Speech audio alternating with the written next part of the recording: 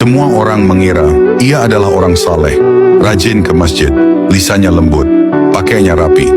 Tak ada yang curiga sampai detik terakhir hidupnya. Dan saat nyawanya dicabut, akhir hidupnya justru mengerikan. Ia dikenal sebagai orang baik, syalatnya terlihat khusyuk, nasihatnya sering dikutip, bahkan doanya diminta banyak orang. Jika melihatnya, orang berkata, andai aku seperti dia. Padahal tidak semua yang tampak suci benar-benar bersih di sisi Allah. Rasulullah bersabda, sesungguhnya ada seseorang yang melakukan amalan ahli surga menurut pandangan manusia, padahal ia termasuk ahli neraka. Di balik kesalehannya, ia menyimpan sesuatu. Amalnya dilakukan agar dipuji.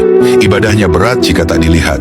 Lisannya lembut, tapi hatinya penuh kesombongan. Ia merasa lebih baik dari orang lain, meremehkan yang jatuh dalam dosa, menikmati sanjungan manusia, dan yang paling berbahaya, ia merasa aman dengan amalnya.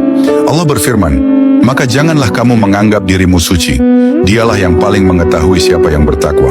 Namun ia lupa, karena pujian manusia terasa lebih nyata daripada pengawasan Allah. Hari itu tiba, tubuhnya terbaring lemah, orang-orang mengelilinginya. Mereka yakin akhirnya akan indah.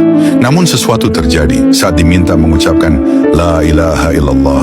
Lisannya keluh, wajahnya gelisah, napasnya tersengal, matanya liar, seakan melihat sesuatu yang menakutkan. Ia tidak mengingat Allah, yang keluar justru kata-kata dunia. Rasulullah bersabda, seseorang akan dibangkitkan sesuai dengan apa yang ia cintai. Dan saat itu, yang paling ia cintai bukan Allah. Ia pergi tanpa kalimat tauhid, bukan karena kurang ilmu, bukan karena tak pernah sholat, tapi karena hatinya terikat pada selain Allah. Dan inilah yang paling menakutkan. Orang-orang yang terlihat saleh seringkali tidak merasa perlu memperbaiki niatnya. Rasulullah bersabda, sesungguhnya amal itu tergantung niatnya. Bukan banyaknya amal yang menyelamatkan, tapi keikhlasan yang terus dijaga sampai napas terakhir. Sekarang, biarkan pertanyaan ini masuk ke hatimu. Jika hari ini adalah akhir hidupmu, apakah amalmu dilakukan karena Allah atau karena manusia? Kesalehan yang dipamerkan tidak menjamin akhir yang indah. Yang menyelamatkan adalah hati yang takut kepada Allah meski tidak dipuji siapapun. Jika kisah ini membuatmu takut, tulis di komentar, ya Allah, luruskan niatku dan jangan engkau serahkan aku pada diriku sendiri.